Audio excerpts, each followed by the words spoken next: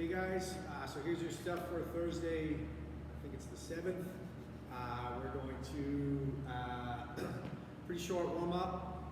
We're going to do 40 jumping jacks like normal, right? Nothing special. Sit-ups. We're doing a lot of core stuff today for the strength, so you're going to kind of warm these up. So you just regular kind of like ab mat sit-ups where you can use momentum. You can throw your arms forward, your straight legs. Right, touch your toes, but the biggest thing is I'm getting all the way to lay back, I'm getting the chest all the way up, and I'm not just reaching, kind of only get into left here. Okay, nothing special. Burpees, chest to the ground, and jump and clap. Get all the way to the floor. Doesn't matter if you step down or jump down. So for the strength, it's all core. So you're going to be doing basically 30 seconds at each little thing, station, or whatever you want to call it. And then a quick kind of switch to the next thing because there's no break in between it. It's going to be a running clock. And then there's a little 30-second rest after 2 minutes of work. And then you're going to go back through the whole thing 6 times. Okay, so you're going to do hollow rocks, which is kind of a hard one for a lot of people.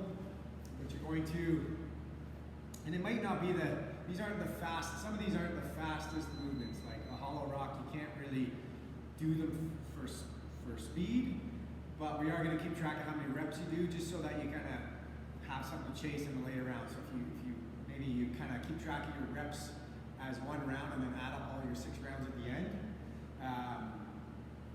then you might have a number to chase, right? But something like a hollow rock or a V-up are not really things that you can kind of go super fast on. So those numbers might not be as competitive on this as other things. But you're going to do, so full hollow rock, right? So that's what that is. It's what we're trying to do is get our body to have this shape here, and it takes a lot of core strength to be able to kind of hold that. So how that works is that I have to, so if I take my hand here and I put it under my back, right? I have that arch, right? And if I keep that arch, right, I hit pretty hard and it doesn't feel very nice and I don't get a nice rocker, right? So what I want to do is use my stomach muscles. I want to kind of push my back down into the floor. So squishing my hand, right? And then now I can rock, right? And it gets a little, so this is kind of like the most scaled version we can do, right? But I don't want to have that bottoming out. I'm trying to keep that crunch on the whole time. Then I'm going to let my legs out, and then I'm going to put my arms up.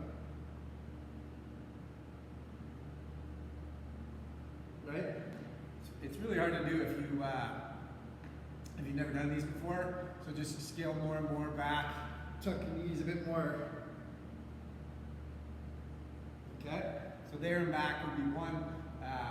But you might have to start at, I could probably start at that hardest version, nice looking ones, and then by the end of this thing, they're probably going to turn into more of a bent knee tuck kind of thing. Okay? Then you're going to do Russian twists with your dumbbell or a plate or whatever version. That's where you sit up. So you should have this beside you ready to go. Feet off the ground, touch, touch. You can use a little bit of a bounce, a little bit of momentum. If you got a kettlebell, you're holding a kettlebell, plate, ball, something with a bit of weight, right? You can use some sort of container or something that you got at home that's got some weight. If you don't have anything, you can use no weight, you just touch your hands down, but find something in your house. It doesn't have to be that heavy, that like, you know, a heavy textbook or something will work better than just nothing, okay? So that one you should be able to go pretty quickly, getting a lot of reps, tap, tap, tap. Yeah, so next one is V-ups. So you're gonna be doing that, the full version is when I lay out, and then I'm going to get my hands and my feet to meet in the middle. So touch. And I'm actually trying to reach up, right? I need to be a little bit better at them. I need a little more core strength to be able to actually get my hands to touch my feet, right? I reach and I get like, I can kind of get a little bit more, but I can't quite get all the way up there as a gymnast would. So I'm just gonna try my best. Right, and I'm really trying to get that extra crunch at the top. If I can't do that, I'm gonna more do a tuck, tuck. Okay? And then kind of like same thing like the last one, maybe starting with that really hard version and then finishing like kind of a more of a tuck version. Right? And then Superman's, that's the one where we're in a hollow position, so when your arms are out, your legs are out, and then you're gonna bring your legs off the ground, keep them off the ground, so basically from your thigh down is off the ground, upper body's off the ground, all at the same time, right? So it's gonna be squeeze, down, squeeze, down, right? So I wanna hold it for a second. That's why these ones aren't really for time, so I don't wanna be going like that. So I wanna go hold, down. Right, so don't, you're trying to feel those at each one. You're not trying to race through them as much. But what we're trying to do is get you to kind of have a consistent number of reps every round, so that by the end you're fighting to kind of keep the pace you were doing in the earlier rounds. Okay, so 6 rounds for time, not for time, but for total rep. Then you get 30 seconds off after that round, sorry.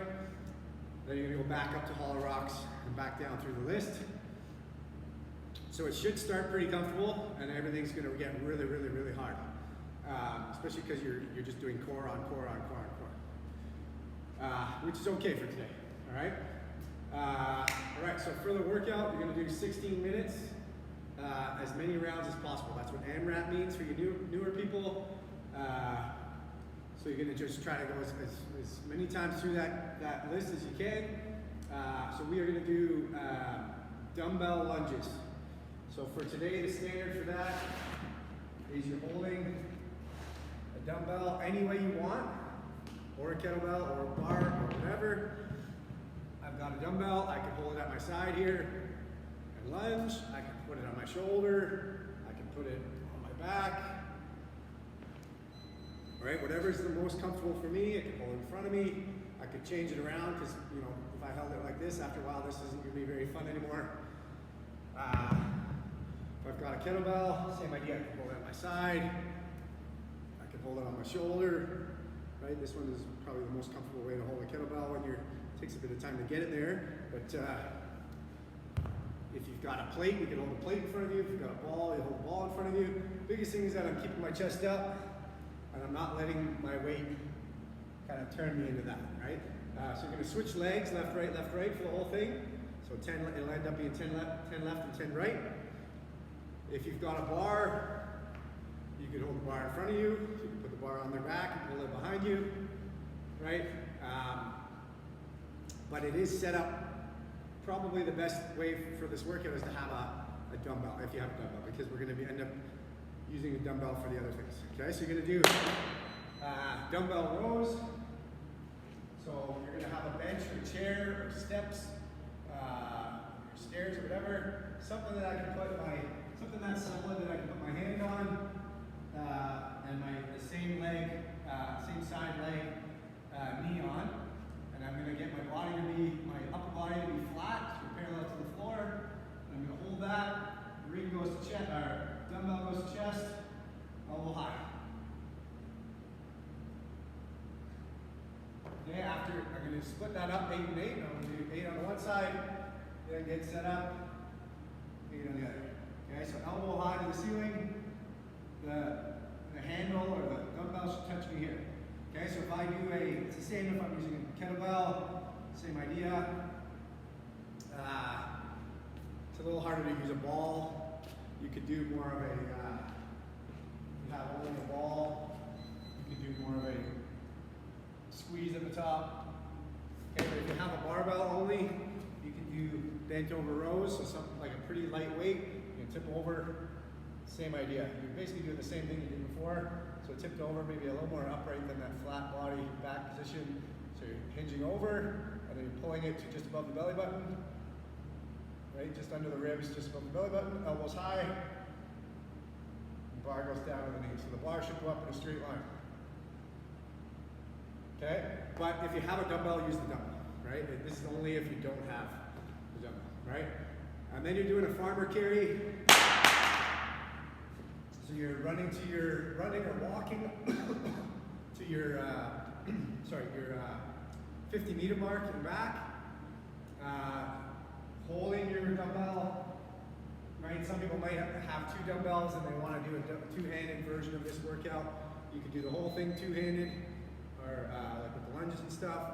If you've got a weight that works for you. For most people, I know you only have one dumbbell, but you're gonna run, holding the dumbbell at your side, right? Or walk, whatever, or kind of make your way outside as fast as you can, speed walk or whatever. When you're only switching this as little as possible, right? So if I feel like my arm's gonna die, I'm gonna switch hands, right? Watch your toes. But so maybe I do 50 meters of one hand and 50 meters of the other hand. Try to even it out, but just switch as little as possible so you can keep going. Yeah, so if it's a really light dumbbell, run faster, right? If it's tough and you're hanging on with two dumbbells and you're kind of waddling around, that's the style of the workout for today. But either way, it's 16 minutes, so if it's a light one, you're gonna end up doing more rounds. If it's a little bit heavy for you, it's more of a sort of a strength building kind of workout. Either way, it's gonna be a good one for you. So yeah, be creative. If you don't have the right equipment, this is a pretty, it's easy to kind of try to find something with handles, maybe water jugs, detergent containers seem to be working the best. Anything that you can hang on to that's got a bit of weight, you can even it out if it's not that heavy and have two, but you're just gonna carry that thing, or a plate, or a ball, or anything that's a little bit heavy out to your 50 meter mark and back. Be creative on those lunges. Rows might be a little different if you don't have the right equipment, but you could use the same thing. Detergent container, it's got a handle, and you're rowing that thing out wide. Okay? So let me know if you have any questions on equipment or on movements, but it should be a fun one, not too complicated. Okay? Good luck, guys.